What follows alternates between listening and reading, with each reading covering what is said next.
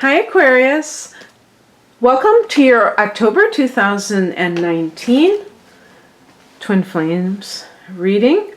This is a special reading that I actually started quite a while ago, and initially for a lot of the other signs, they were for September and October, and so I kind of was busy with other things, and now I'm picking it up again because I realized I just had 2 more signs as part of the series. So I'm just doing it for October for you, but I wanted to have a complete series. I didn't want to leave out any sign. So this is the spread, and some of the information here is from a site called Emerald Lotus. Now they're calling it emeraldlotusdivination.com. And this Twin Flames information they're getting from another site, and they're citing it, and I'm going to read a couple of excerpts in case you just wandered into this video out of curiosity and are not really sure whether or not you're in a twin flame situation. And this is they're citing it from a website called soulevolution.org. Twin flames, what is a twin flame? Twin flames are the other half of our soul. We each have only one twin, and generally, after being split, the two went their separate ways, incarnating over and over to gather human experience before coming back together. Ideally, this happens in both of their last lifetimes on the planet so they can ascend together. So you probably haven't had many lifetimes with your twin. Each twin is a complete soul, not a half a soul. It's their task to become more whole, balancing their female and male sides, and ideally become enlightened before reuniting with their twin. This reunion is of 2 complete and whole beings. All other relationships through all our lives could be said to be practice for the twin, the ultimate relationship. Okay, now that was one quote. The other one was from Alpha Imaging. I don't know what that is. They say, when twin flames do incarnate together, the coming together is often chaotic and stressful, physically, emotionally, mentally, and spiritually. Their relationship is very intense. The romantic, loving version we all think of is really for twin souls. Twin flames come together as 2 mirrors of each other. They are there to reflect back to each other the truth of themselves. What is reflected is not only the beauty of themselves, but also their imperfections, attachments, and emotional baggage. So that's a little preview, and I'm going to put out the cards, and then I will tell you what each position means, because they're this is somebody else's spread, so it's 9 cards. So here I go. Some of the cards may not be in frame, but I will definitely hold them up.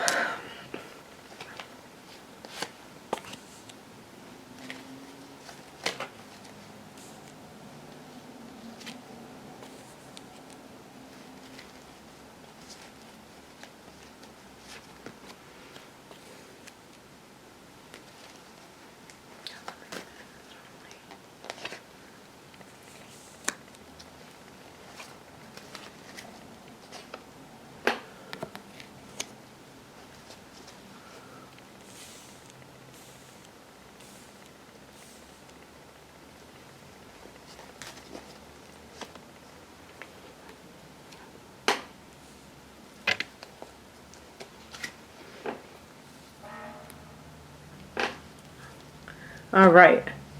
Interesting. The last 2 cards really seem to go together. I'm trying to put my leg on the other side of this thing. Okay. That's because it's so difficult. Okay. So the first card, sorry about that. Okay, buddy, get a muffler. The first card is card to represent our energy. Page of Wands. So this is very enthusiastic energy, like the energy of fresh starts, of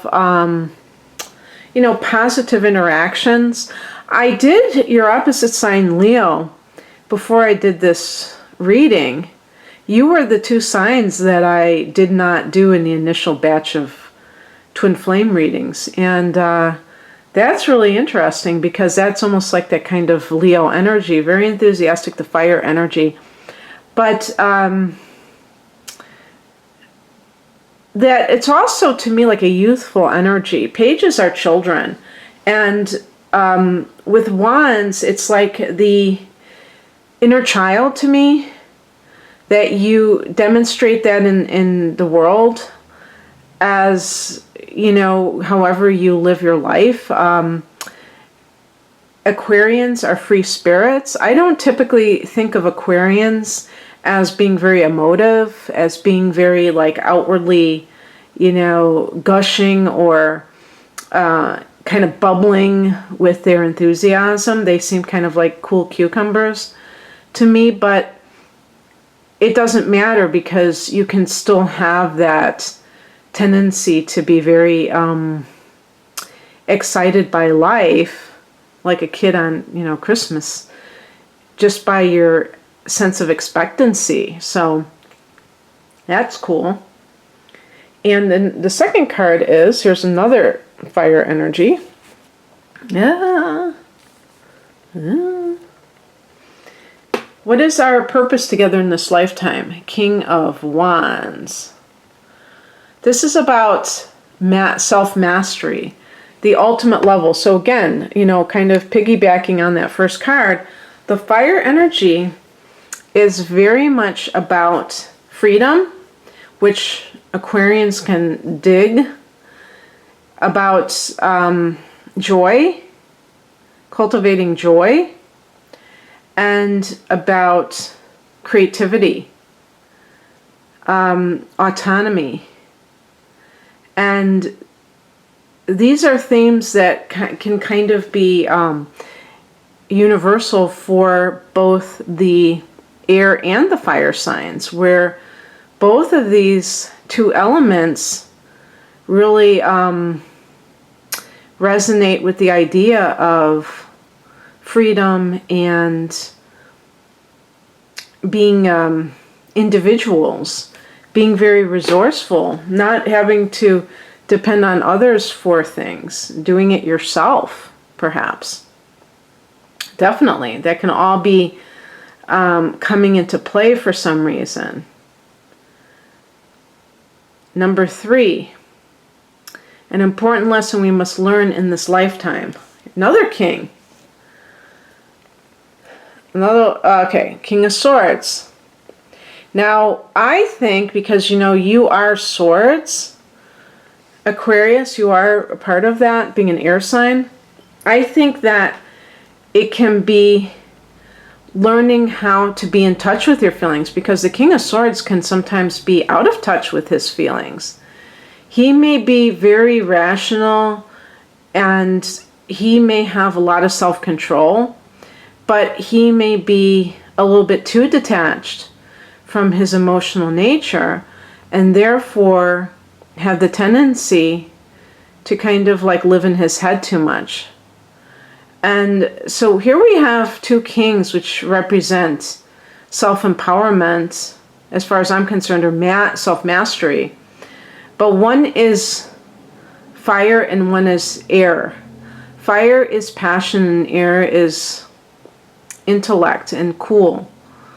And yet the intellect sometimes can be excessive, and therefore the person is living in their head instead of like really living out here in reality. They're a little bit too out of touch with their emotions and the other people's emotions as well. And with your partner, and depending on what sign your partner is, if your partner, for instance, is a water sign, they will feel emotionally neglected and misunderstood if you are excessively detached. Even a fire sign, which is supposed to be naturally compatible with air, can feel that sense of the overly detached air sign, maybe rationalizing, minimizing the fire sign person's concerns, problems, and trying to kind of like just dismiss them, because it's easier than having to really engage and accept the fact that sometimes people do feel like life is very challenging, and the answer is not to kind of treat them like they're hysterical, they're exaggerating, but to respect them enough to take them seriously and to feel empathy. Feeling empathy can be a challenge for air signs, because you are coming from a place where you want to be fair, impartial. You want to like kind of de-emphasize emotions, not, highlight them. And the other party may have to learn how to become more detached. I'm not saying it's, that it's bad to be detached point blank.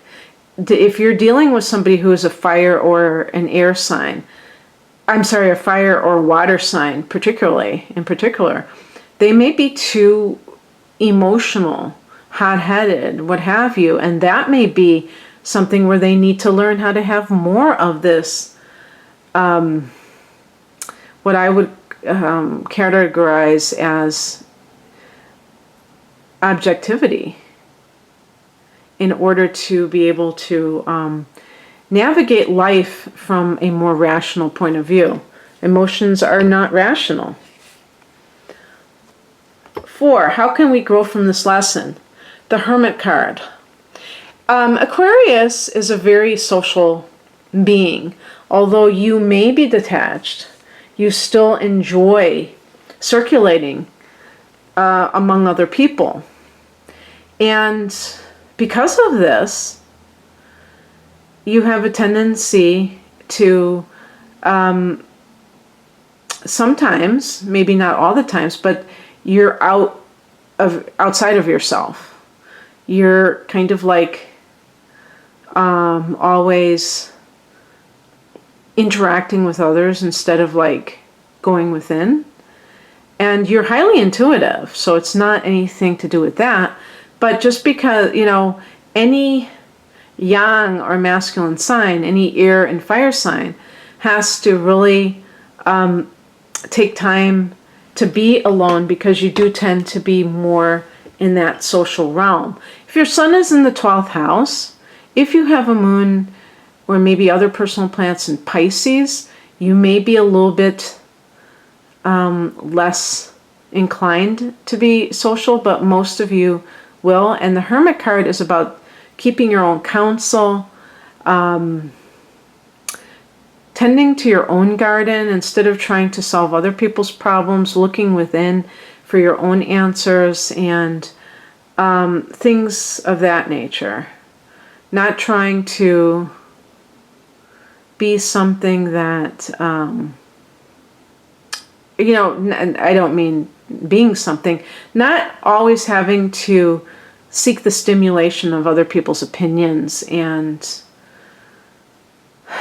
just input, but being much more independent. And so there's with the Kings and then the Hermit, I do sense this independence that is emphasized here. And this may involve the way that you live, you and your partner live.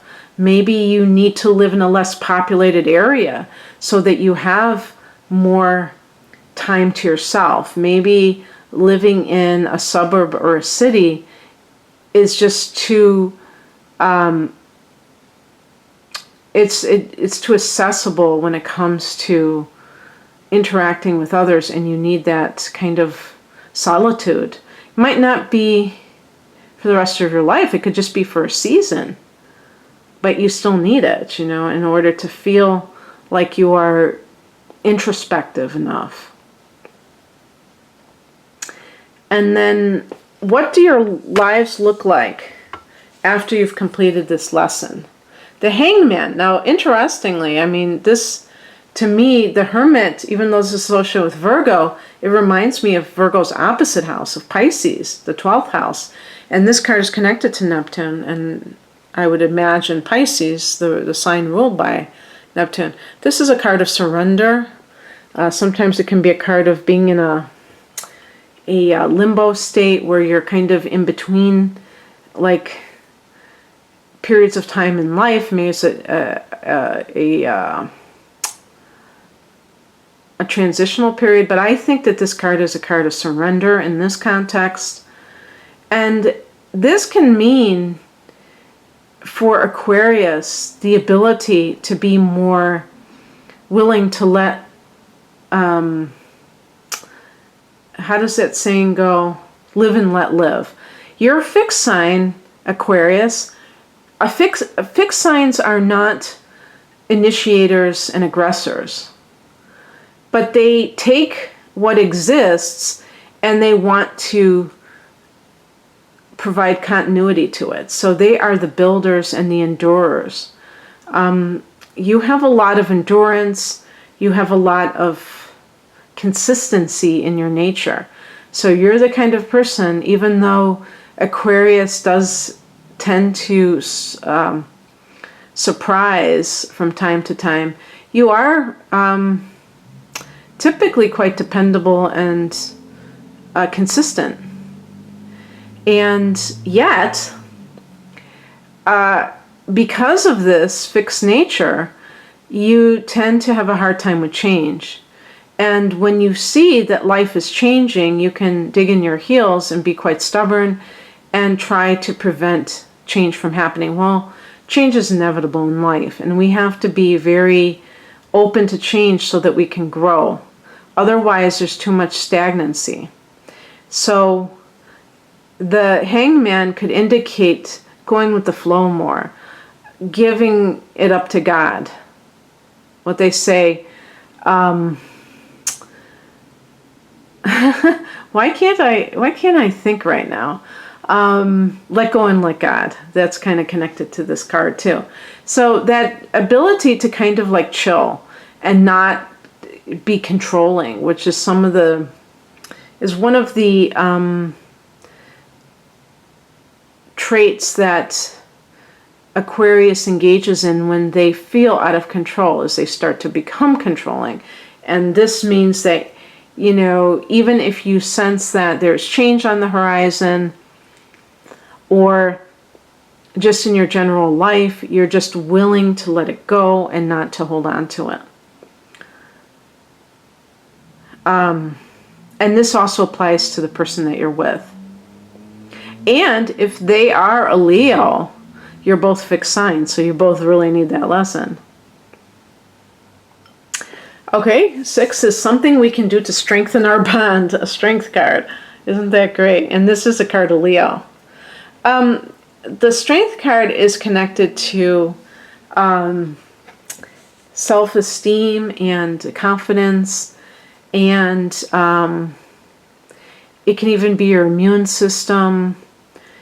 And anything that you do, I would even say like strength training, anything that you do to make yourself feel like you can weather the storms of life, Aquarius, that can be helpful for both of you. So even if it's something physical, sometimes I think people on the spiritual path, and I would consider those of you who are watching this to be those people, since you know about twin flames to some degree or the other, to one degree or the other. The body can be kind of like an abstraction. And so that can lead to not being in tune with it. And when you're trying to accomplish things, you always have to take the body into consideration and value it. And as I was saying to another sign, Leo, ironically, since the strength card is connected to Leo and there's a lion there, I was saying that typically, or when I had read something that had said that, oh my God, I lost my train of thought. Oh, that's so embarrassing. Well, maybe it'll come to me if it's important enough. Because it was connected to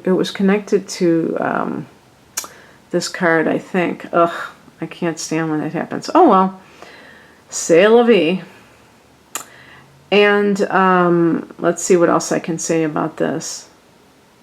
Oh, what I was going to say is they were talking about the different spiritual levels, the different dimensions, and they were saying that, it's not about one being better than the other, more, because it's like, oh, it's more enlightened, so it's better. And I've read similar things related to the chakra system. A lot of times people erroneously think that the 3 lower chakras, the first 3 chakras, are inferior because they are connected to the earth plane and to physical matter sometimes too. And that's unfortunate, or, kind of material things. The 3rd chakra is, they can be immaterial things, but they have a worldly connection. And no, from what I was reading today, they were saying that there is no differences placed, or a value system placed on the physical versus the material. And when you think about it, we are here. I remember Abraham Hicks, Esther Hicks, saying that one time and saying, you're here. So it makes sense that you should take this world seriously and not ignore it. Sometimes you hear about yogis saying that, this is Maya, this is illusion, this is the world, it's temporary, therefore we should ignore it. But they can't really, I don't think if I confronted them and said, well, then why are we here? We're here, it must be important for us to experience this material incarnation. So is it really wise to ignore the physical? Even if the spiritual dimension does not have that kind of gross matter that's connected with the world, does that mean that we should ignore the fact that we are in this 3D world? That to me has been a misunderstanding of the purpose of life here and things like that. So for what that's worth, the 7th position, a way that we can heighten our vibration. This is the Justice card. The Justice card, obviously, here's the scales, is connected with fairness, with balance. So balance with one another, give and take with one another, as well as balance within ourselves, not going too extreme in one direction.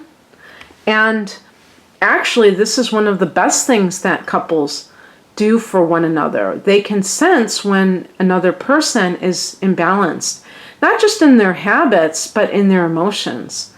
And, having been in a long-term relationship with somebody, I see this quite frequently where we're able to sense the other person's emotions. And sometimes each person is not really aware to the fullest extent how they are coming across to their partner.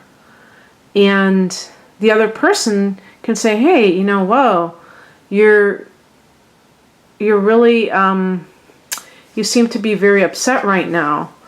And, I want you to know that I, can give you space, or I can listen to you if you are upset about something. There's that compassion that we need to have for one another when we're going through stuff. And sometimes it's lacking. Sometimes people they're fighting their own battles, and it's hard for them to truly have compassion for a partner. And this is how we do that. We do that by, trying to stay on an even keel but also trying to help our partner do so. And also for ourselves, demanding justice, demanding fair treatment. You know, there's a saying, you teach others how to treat you. So if you're the kind of person who's a bit of a pushover, and then you want to cry, you know, victimhood, that's not going to work too well. You're not going to really be able to gain a lot of sympathy, because you're not coming across as somebody who is trying to better yourself. I really connect those cards with the Strength card and the Justice card. Yeah, you know, it's funny because in some decks, I have another deck where they have it backwards, where the Strength card is number 11 and the Justice card is number 8. And so there is actually a connection between those cards. But the reason I connect them is because the Strength card, to me, is about inner and outer strength in the form of the physical, like you can withstand stressful situations. You're not going to just fold like a deck of cards, pardon the pun. And the emotional version of that, which you can, you know, one thing about the emotional version, when you have confidence, you can handle somebody telling you something in the light of love and not be offended by it, not act like they're doing something against you. And so many people can't, you know, you have to walk on eggshells with them. They're just so fragile, and, you know, they're so insecure. And the Strength card is about being very confident. And the thing is, it's balance. It's all about balance. You don't, you know, when people are too sure of themselves, that's called cockiness. That's, you know, that's being arrogant. And of course, Leo is, you know, connected to the Strength card, and Leo does sometimes get a reputation of being arrogant, for better or worse. And that's something that, you know, we really have to look at, because that's imbalanced. When you're too sure of yourself, that can veer into the other extreme. Something my twin is mirroring for me, 7 of Cups. This can be sometimes addiction. I actually got that for, and, you know, something similar from Leo's reading. It can be wishful thinking, deluded thinking, lying to oneself. And I had said to you that I felt that this was really on point, these last 2 cards, because the card I got for you, what you can do to help your twin reach their highest potential, the Ace of Swords, is cutting through illusion. So that kind of like very straightforward communication, which Aquarius is very capable of giving. I mean, it's not to me about just bluntness, but just that kind of detached way of dealing with life. And one nice thing about detachment is that there's not really manipulation attached to it. And there's not that kind of personal shaming, you know, or judgment, because sometimes people misunderstand what the concept of judgment is, because we always think it's like putting somebody down and looking at their actions and assigning something shameful or otherwise negative about it. And actually, there's a form of judgment called discernment, where you look at a person, place, or thing and say to yourself, is engaging in this behavior going to this place or dealing with this person advantageous to me? Could it lead to something negative, or is it neutral? And if you know, you notice that somebody has a certain effect on you, or they're involved in things that you know is not going to be that good for you, then you might discern that you don't really want to deal with that person. But you're not judging them in terms of saying, that person's a lowlife, I don't want anything to do with them, and just like personal put downs. You're not making it personal. It's really about you and what's good for you. Nothing. It's really not too much about that person's, the details about why you don't want to be, you know, deal with them. It's just like, it is what it is. And so there's kind of like a very nice way of having that crystal clear thought, or thoughts, that are not clouded by judgments, personal judgments, insulting ways of perceiving others, and, you know, kind of promoting yourself, you know, elevating yourself and putting somebody else down. It has nothing to do with that. Where you're just saying, I think that, you know, this person is not good for me, therefore I'm not going to engage, and that's it. And it's nothing too extensive where you have to cite chapter and verse everything that that person does that you think is not cool.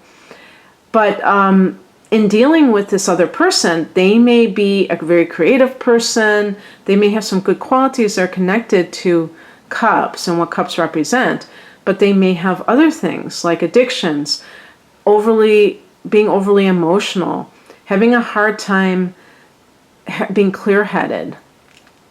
The Seven of Cups can be confusion, and you help to increase their clarity of thought, so that can be very good. So in any case, Aquarius, I hope that you resonated with this to some degree or the other. Obviously, this is a general reading. It's kind of done to show you how I work, and to, you know, so if you ever want a personal reading, you know, this is how my mind works, this is how I interpret things. The link to my website is below. It's rainandmoonastrology.com. I hope you, if you do have a twin flame, I hope that you can be really good for each other more than the drama that they sometimes suggest, because that's ultimately what it's all about, is assisting each other on the path. Take care. Bye.